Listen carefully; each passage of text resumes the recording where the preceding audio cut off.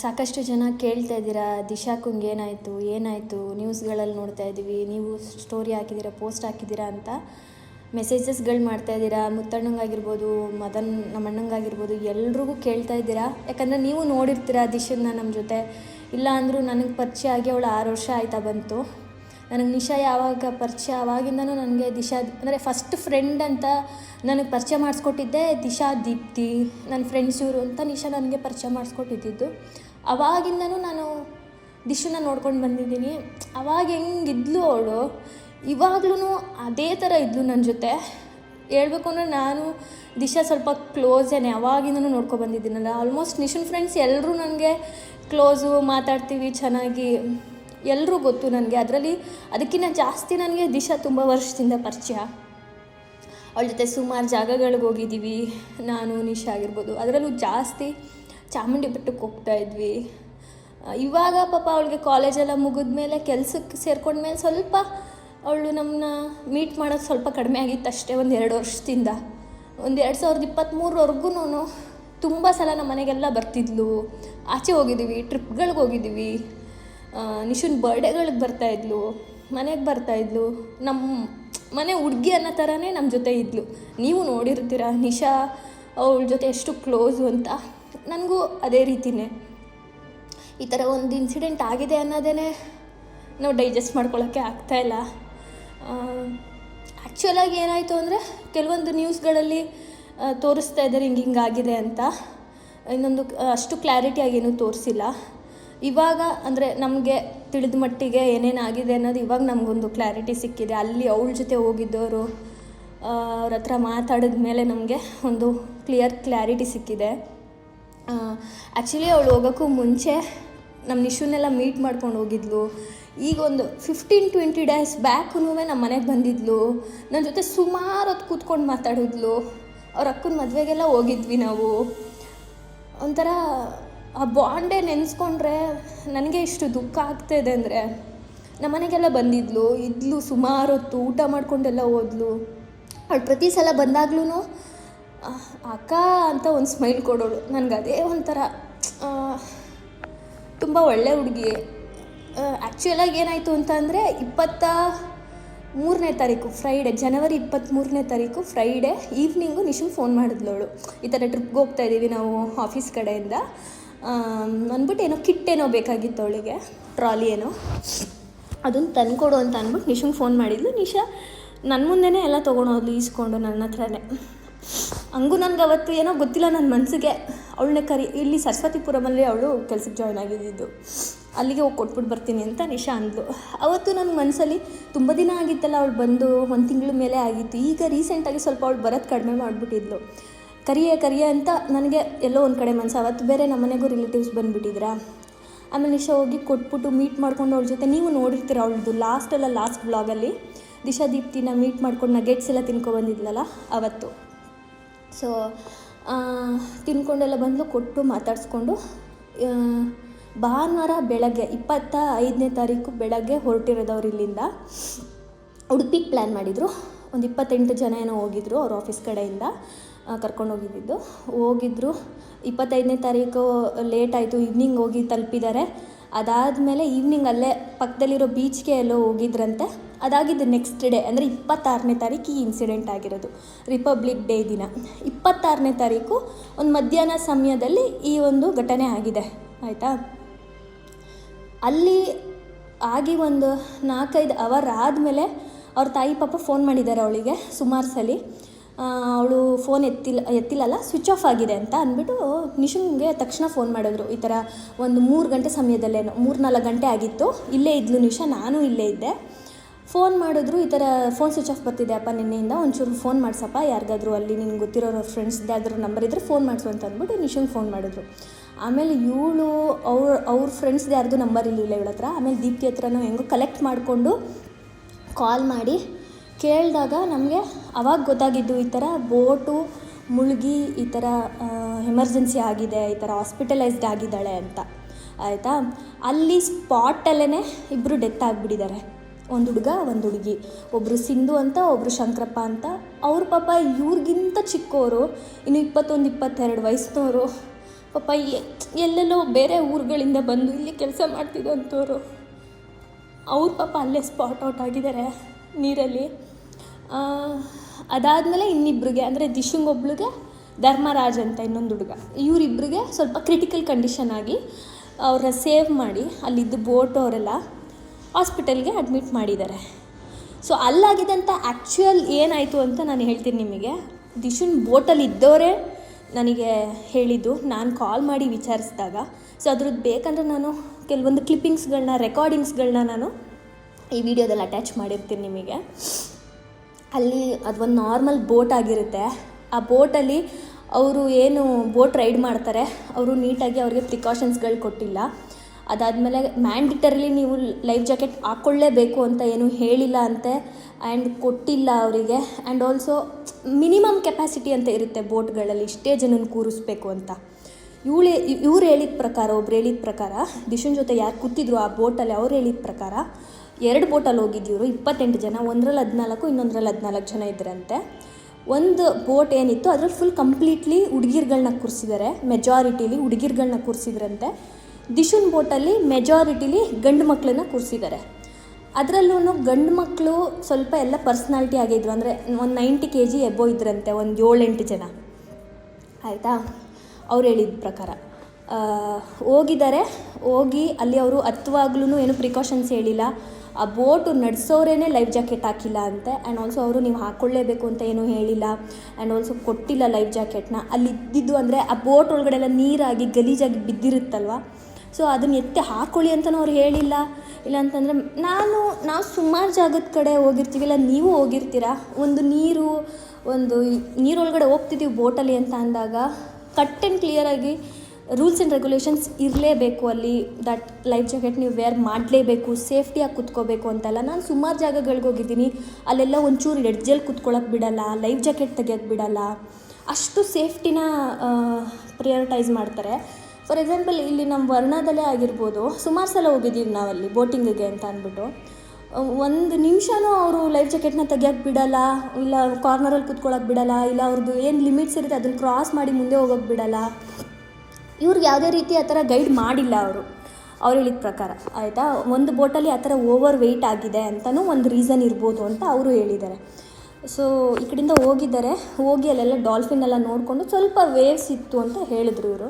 ಸ್ವಲ್ಪ ವೇವ್ಸ್ ಇತ್ತು, ಆ ಥರ ವೇವ್ಸ್ ಇರೋ ಜಾಗಕ್ಕೆ ಇವರು ಕರ್ಕೊಂಡು ಹೋಗ್ತಾ ಇದ್ದಾರೆ ಅಂದಾಗ ಅವ್ರಿಗೆ ಗೊತ್ತಿರುತ್ತೆ, ಅವ್ರ ಪ್ರದೇಶದಲ್ಲಿರುವಾಗ ಅವ್ರಿಗೆ ಗೊತ್ತಿರುತ್ತೆ ಮೂಮೆಂಟ್ ಹೆಂಗಿದೆ, ನೀರೊಳಗಡೆ ವೇವ್ಸ್ ಇದೆಯಾ, ಎಷ್ಟು ಸೇಫ್ಟಿ, ನಾವು ಕಸ್ಟಮರ್ ಬಂದಾಗ ಎಷ್ಟು ಸೇಫ್ಟಿನ ಅವ್ರಿಗೆ ಮಾಡಬೇಕು ಅನ್ನೋದು ಅವ್ರಿಗೆ ಗೊತ್ತಿರುತ್ತೆ. ಇವ್ರಿಗೇನು ಗೊತ್ತಿರುತ್ತೆ, ಇವ್ರು ಫಸ್ಟ್ ಟೈಮ್ ಹೋಗಿರ್ತಾರೆ. ಅದಾಗಿದ್ದ ನಂತರ ಹೋಗಿ ಅಲ್ಲೆಲ್ಲ ಡಾಲ್ಫಿನ್ ಎಲ್ಲ ನೋಡ್ಕೊಂಡು 5 ನಿಮಿಷ ಬೋಟ್ ನಿಂತಿದೆ. ಫಸ್ಟ್ ಬೋಟು ಈ ಹುಡುಗಿರು ಏನಿದ್ರು ಜಾಗ, ಹುಡುಗಿ ಬೋಟು ಅದು ಹೋಗಿ ಬಂದುಬಿಟ್ಟಿದೆ ಆ ಜಾಗಕ್ಕೆ. ಅದಾದಮೇಲೆ ಇವರು ಹೋಗಿ ಅಲ್ಲಿಂದ ರಿಟರ್ನ್ ಬರೋವಾಗ ಸಡನ್ನಾಗಿ ಮುಳುಗೋಗಿದೆ ಬೋಟು. ಹೆಂಗೆ ಅಂತಂದರೆ ಮುಳುಗಿದೆ ಅಂತಂದರೆ ದಬಾಕೊಂಡಿದೆ. ಓಕೆನಾ, ದಬಾಕೊಂಡಿದ್ದ ತಕ್ಷಣ ದಿಶಾ ಲೆಫ್ಟ್ ಸೈಡಲ್ಲೇ ಕೂತಿದ್ಲಂತೆ. ಯಾರ್ಯಾರು ಲೆಫ್ಟ್ ಸೈಡಲ್ಲಿ ಕೂತಿದ್ರು ಅವರೆಲ್ಲ ಸಡನ್ನಾಗಿ ನೀರೊಳಗಡೆ ಹೋಗ್ಬಿಟ್ಟಿದ್ದಾರೆ. ಆಯಿತಾ, ಬೋಟು ದಬಾಕೊಂಡಿದ್ದ ತಕ್ಷಣ ಇನ್ನು ಮಿಕ್ಕಿದವ್ರು ಯಾರಿದ್ರು ಅದರಲ್ಲಿ ಲೈಫ್ ಜಾಕೆಟ್ ಹಾಕ್ಕೊಂಡಿದ್ದಿದ್ದೆ ಅದನ್ನು ಅವರೇ ತಗೊಂಡು ವಾಲಂಟರಿಲಿ ಆಗಲಿ 1-2 ಹಾಕಿದ್ರಂತೆ ಅಷ್ಟೇ. ಹಾಕಿದ್ದೆ 2 ಇನ್ನು ಮಿಕ್ಕಿದವ್ರೆಲ್ಲರೂ ನೀರೊಳಗಡೆ ಹೋಗಿದ್ದಾರೆ. ಅದರಲ್ಲೂ ಯಾರು ಲಾಸ್ಟಲ್ಲಿ ಬಿದ್ದರು ಅವರೆಲ್ಲ ಬೋಟ್ ಹಿಡ್ಕೊಂಡು ನಿಂತ್ಕೊಬಿಟ್ಟಿದ್ದಾರೆ. ಓಕೆನಾ, ಇವರು ಯಾರು ತೀರ್ಕೊಂಡಿದ್ದಾರೆ, ಶಂಕರಪ್ಪ, ದಿಶಾ ಮತ್ತು ಸಿಂಧು ಮತ್ತು ಧರ್ಮರಾಜ್, ಇವರೆಲ್ಲ ಬೋಟ್ ಕೆಳಗಡೆ ಹೋಗ್ಬಿಟ್ಟಿದ್ದಾರೆ, ಅವರು ಕಾಣಿಸಿಲ್ಲ. ಹಿಂಗೆ ಬೋಟ್ ಮುಗಿಸ್ಕೊಂಡಿದ್ದ ತಕ್ಷಣ ಬೋಟ್ ಅಡಿಗೆ ಹೋಗ್ಬಿಟ್ಟಿದ್ದಾರೆ. ಆಯಿತಾ, ಅದಾದಮೇಲೆ ಏನಾಗಿದೆ, ಇನ್ನೊಂದು ಬೋಟ್ ಏನಿತ್ತು ಲೇಡೀಸ್ ಇದ್ದಿದ್ದು ಬೋಟು, ಅವ್ರಿಗೆ ಕಾಲ್ ಮಾಡಿದ್ದಾರೆ ಎಮರ್ಜೆನ್ಸಿ ಅಂತ ಅಂದ್ಬಿಟ್ಟು. ಆ ಬೋಟ್ ರೈಡ್ ಮಾಡ್ತಿದ್ದವರು ಅವ್ರನ್ನೆಲ್ಲ ಅಲ್ಲೇ ಸಮೀಪದಲ್ಲಿ ಇದ್ದಿದ್ದಂಥ ದಡಕ್ಕೆ ನಿಲ್ಲಿಸ್ಬಿಟ್ಟು ಇಮಿಡಿಯೇಟಾಗಿ ಹೋಗಿದ್ದಾರೆ ಅವರು, ಇವ್ರನ್ನೆಲ್ಲ ಸೇವ್ ಮಾಡೋಕ್ಕೆ ಅಂತ ಅಂದ್ಬಿಟ್ಟು.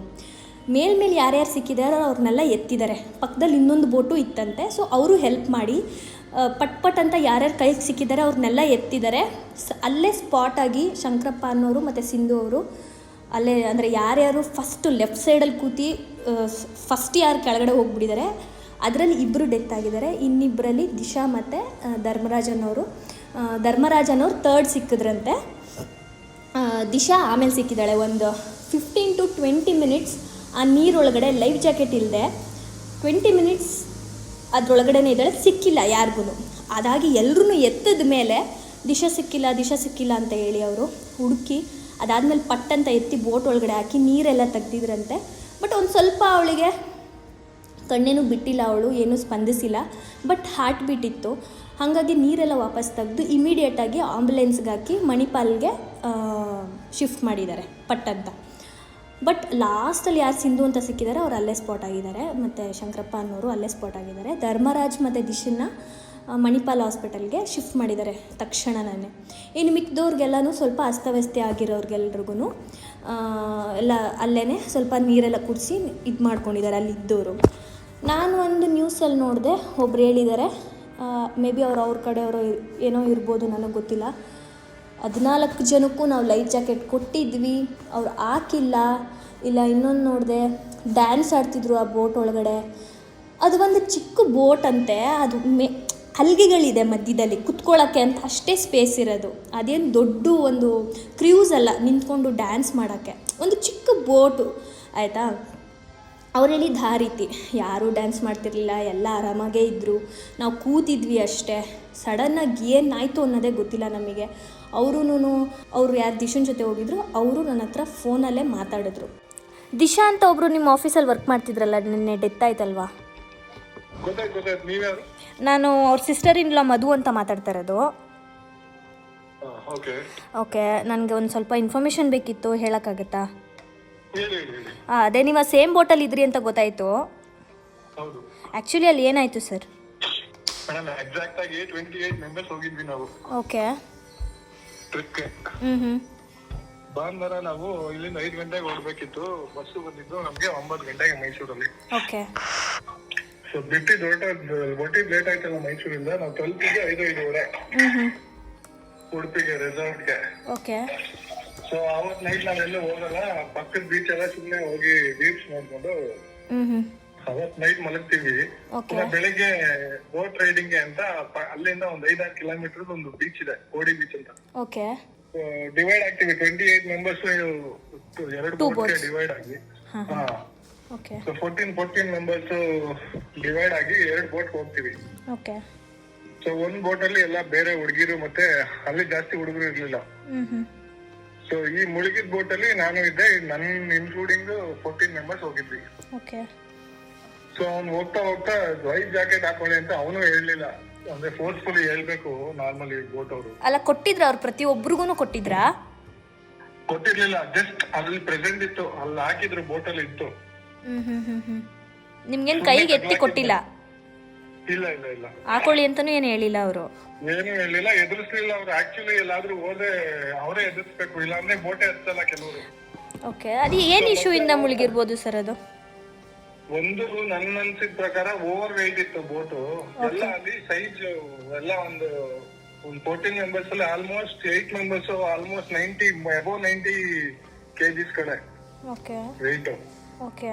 ಸೊ ಅದರಿಂದ ಏನಾದ್ರೂ ಮುಳುಗಿರುತ್ತೋ ಏನೋ ಗೊತ್ತಿಲ್ಲ. ಅಂದ್ರೆ ಅದು ಬೋಟ್ ಸೈಜ್ ಏನ್ ಮೀಡಿಯಂ ಇತ್ತಾ, ಚಿಕ್ಕದ ದೊಡ್ಡದ? ಅದು ಕೆಪಾಸಿಟಿ ಇರ್ಲಿಲ್ವಾ ಅಷ್ಟು ಜನದ್ದು? ಅದೇನೋ ಗೊತ್ತಿಲ್ಲ ನನಗೆ, ಅದು ಎಷ್ಟು ಜನ ಕೆಪಾಸಿಟಿ ಇರುತ್ತೆ ಅಂತ ಗೊತ್ತಿಲ್ಲ. ಬಟ್ ಎಲ್ಲರಿಗೂ ಸಫಿಶಿಯಂಟ್ ಆಗಿ ಕೂತ್ಕೊಳ್ಳೋಕೆ ಜಾಗ ಇತ್ತು. ಓಕೆ. ಸೊ ಮಧ್ಯೆ ಮನೆಗಳು ಹಾಕಿರ್ತಾರಲ್ಲ, ಸೊ ಹೋಗ್ತಾ ಮಧ್ಯ ಆಟೋಮೆಟಿಕ್ ನಿಲ್ಸಿದ್ದ ಒಂದು 5 ನಿಮಿಷ. ಓಕೆ. ಡೆಸ್ಟಿನೇಷನ್ ರೀಚ್ ಆಗಿ ಡಾಲ್ಫಿನ್ಸ್ ಎಲ್ಲ ನೋಡಿದ್ವಿ. ಪುನಃ ರಿಟರ್ನ್ ಆಗ್ಬೇಕಿದ್ರೆ ಸೊ ಹೆಂಗಾಯ್ತು ಏನೋ, ಸಡನ್ಲಿ ಬೋಟು ಉಲ್ಟಾ ಹೋಗ್ಬಿಟ್ಟು. ಅಲೆಗಳಿತ್ತ ಅಲ್ಲಿ? ತುಂಬಾ ಅಲೆ ಇತ್ತು. ಓಕೆ. ಸಡನ್ ಆಗಿ ಉಲ್ಟಾ ಆಯ್ತು ಬೋಟು. ಓಕೆ. ಇವಾಗ ಲಾಸ್ಟಲ್ಲಿ ಸರ್ವೈವ್ ಆಗಿದ್ದು ದಿಶಾ ಅಂತೇನೋ ಹೇಳ್ತಾ ಇದ್ರು. ಹೌದು, ದಿಶಾಗೆ ಏನಾಯ್ತು ಅಂದ್ರೆ ಅಲ್ಲಿ ಸ್ವಲ್ಪ ಲೇಟ್ ಆಗಿ ಸಿಕ್ಬಿಟ್ಲು ಅವಳು. ಲೇಟ್ ಆಗಿ ಸಿಕ್ಕಿನೂ ಸ್ವಲ್ಪ ರೆಸ್ಪಾನ್ಸ್ ಮಾಡ್ತಿದ್ಲು. ಅಂದ್ರೆ ಒಂದ್ 10 ನಿಮಿಷ ಬೇಗ ಸಿಕ್ಕಿದ್ರೆ ಮೇ ಬಿ ಫಸ್ಟ್ ಏಡ್ ಎಲ್ಲ ಮಾಡವ್ರೆ ನಮ್ಮ ಹುಡುಗರು. ಅಲ್ಲಿ ಬೋಟ್ ಅಲ್ಲಿ ಏರ್ಕೊಂಡು ಫುಲ್ಲು ನೀರೆಲ್ಲ ತೆಗೆಯೋದು, ವಾಮಿಟ್ ಮಾಡ್ತಿದ್ದೆಲ್ಲ ಮಾಡವ್ರೆ. ಅವಾಗ ಸ್ವಲ್ಪ ರೆಸ್ಪಾನ್ಸ್ ಮಾಡ್ತಿದ್ಲು, ಅದಕ್ಕೆ ಸ್ವಲ್ಪ ಅವ್ರಿಗೆ ಇದ್ ಮಾಡಿದ್ದು ಹಾಸ್ಪಿಟಲ್ ಅಲ್ಲಿ. ಅಂದ್ರೆ ಅವಳನ್ನ ಎತ್ತಿ ವಾಟರ್ ಎಲ್ಲ ರಿಮೂವ್ ಮಾಡಿದ್ಮೇಲೆ ಅಂದ್ರೆ ಕಣ್ಣೆಲ್ಲ ಬಿಟ್ಟು ನೋಡಿದ್ಲಾ ಹೆಂಗೇನು? ಇಲ್ಲ ಇಲ್ಲ ಇಲ್ಲ, ಅಲ್ಲ ಏನೋ ರೆಸ್ಪಾನ್ಸ್ ಇಲ್ಲ. ಬಟ್ ಬಾಯಿಂದ ಇದ್ ಬರ್ತಾ ಇತ್ತು, ಅಂದ್ರೆ ನೀರ್ ಬರ್ತಾ ಇತ್ತು. ಆಮೇಲೆ ನಾನೇ ತಗೋಗಿ ಇದಕ್ಕೆ ಆಂಬುಲೆನ್ಸ್ ಹಾಕ್ತೀವಿ. ಓಕೆ.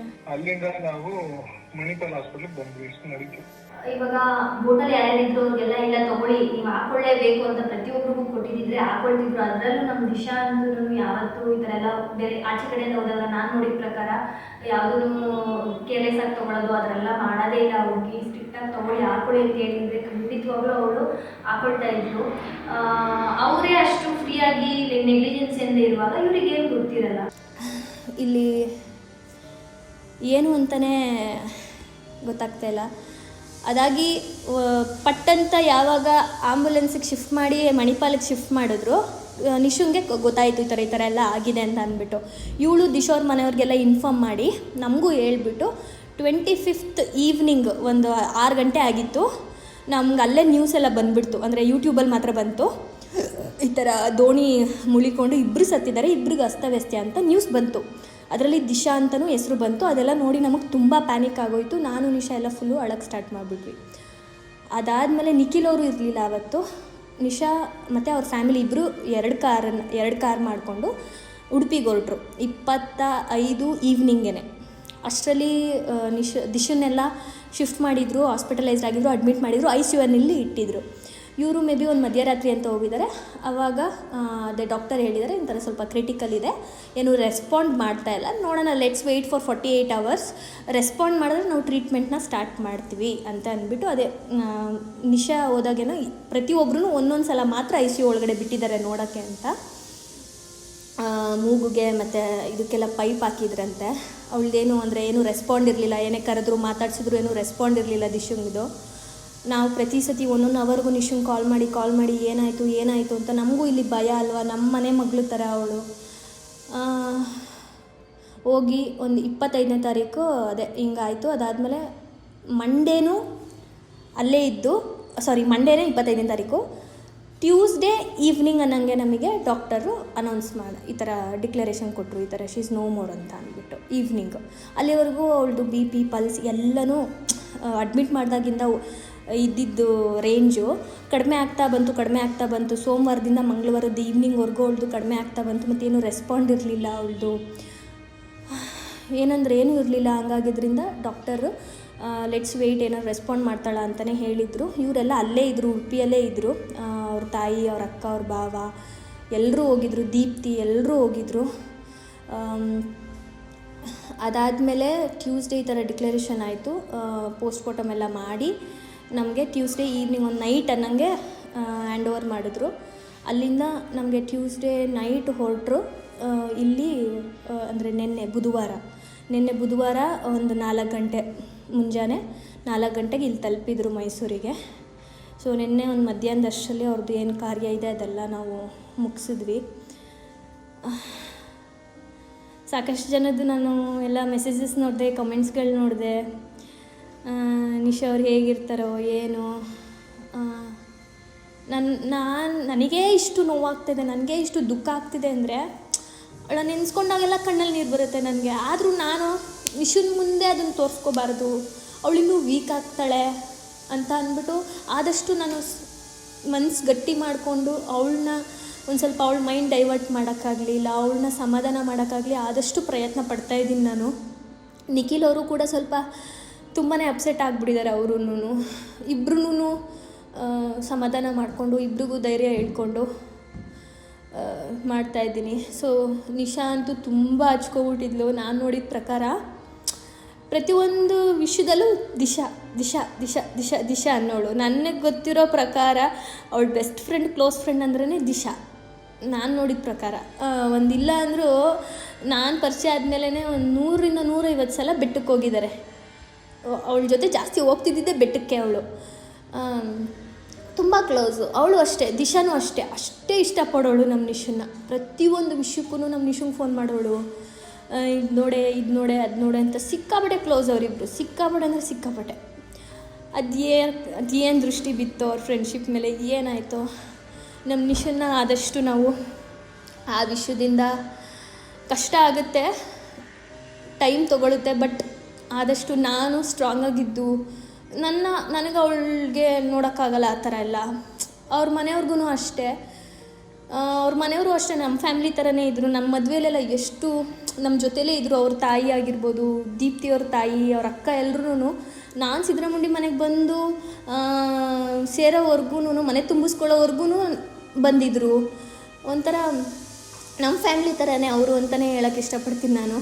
ಇನ್ನು ನಾನಾಗಲಿ, ನಿಶಾ ಆಗಲಿ, ನಿಖಿಲ್ ಅವರಾಗಲಿ, ಅವ್ರ ಫ್ಯಾಮ್ಲಿಗೆ ಯಾವತ್ತೂ ಇದ್ದೇ ಇರ್ತೀವಿ, ಯಾವತ್ತಿದ್ರೂ ಇದ್ದೇ ಇರ್ತೀವಿ. ನಮ್ಮ ಕೈಲಿ ಯಾವತ್ತಿದ್ರೂ ಅವ್ರ ಜೊತೆ ಇದ್ದೇ ಇರ್ತೀವಿ ನಾವು. ನಿಶಂಗೂ ಅಷ್ಟೇ, ಆದಷ್ಟು ನಾನು ಅವಳನ್ನ ನೋಡ್ಕೋಬೇಕು, ಅವಳ ಜೊತೆಲಿದ್ದು ಅವಳಿಗೆ ಒಂದು ಸ್ವಲ್ಪ ಸಪೋರ್ಟಿವ್ ಆಗಿ. ಏನಾಗುತ್ತೋ ಏನೋ ಗೊತ್ತಿಲ್ಲ, ಇನ್ನು ಅವಳು ಎಷ್ಟು ಟೈಮ್ ತೊಗೊತಾಳೋ ಇದರಿಂದ ಆಚೆ ಬರೋಕ್ಕೆ. ನಾನೊಂದು ಸ್ವಲ್ಪ ಅವಳ ಮೈಂಡನ್ನ ಡೈವರ್ಟ್ ಮಾಡ್ತೀನಿ, ಒಂದು ಸ್ವಲ್ಪ ಈ ಥರ ಎಲ್ಲ ಮಾಡಿಕೊಂಡು. ಇನ್ನಿಬ್ಬರು ಯಾರು ತೀರ್ಕೊಂಡಿದ್ದಾರಲ್ಲ, ಅವರು ದಿಶನ್ ಜೊತೆನೇ ಕೆಲಸ ಮಾಡ್ತಿದ್ದಂಥವ್ರು. ಅದರಲ್ಲೂ ಸಿಂಧು ಅಂತ ಯಾರು ತೀರ್ಕೊಂಡಿದ್ದಾರೆ, ಆ ಹುಡುಗಿನ ಪಾಪ ದಿಶಾನೇ. ಅವ್ರು ಇದ್ದಿದ್ದು ನರಸೀಪುರದಿಂದ ಅವ್ರಿಗೆ ಬಂದಿದ್ದು, ಇಲ್ಲಿ ಮೈಸೂರಲ್ಲಿ PG ಮಾಡಿಕೊಂಡು ಕೆಲಸ ಮಾಡ್ತಿದ್ದಂಥವ್ರಿಗೆ. ಅವರೇನು ತುಂಬ ಜೋರಾಗಿರೋರು ಆ ಥರನೂ ಅಲ್ಲ. ಪಾಪ ಕಷ್ಟಪಟ್ಟು ದುಡಿದಿದ್ದಂಥ ಹುಡುಗರುಗಳು. ದಿಶುಂಗೆ ಕ್ಲೋಸ್ ಅಂತೆ ಅವ್ರಿಗೆ, ಯಾರು ಇವಾಗ ಇನ್ನೊಬ್ರು ಹುಡುಗಿ ತೀರ್ಕೊಂಡಿದ್ದಾರೆ, ಅವ್ರಿಗೆ ಅಕ್ಕ ಅಂತ ಕರ್ಕೊಂಡು ಇಬ್ಬರು ಕ್ಲೋಸ್ ಅಂತೆ. ನೋಡಿ ವಿಧಿ ಇಬ್ಬರೂ ಒಟ್ಟಿಗೆ ಕರ್ಸ್ಕೊಂಡ್ಬಿಡ್ತು.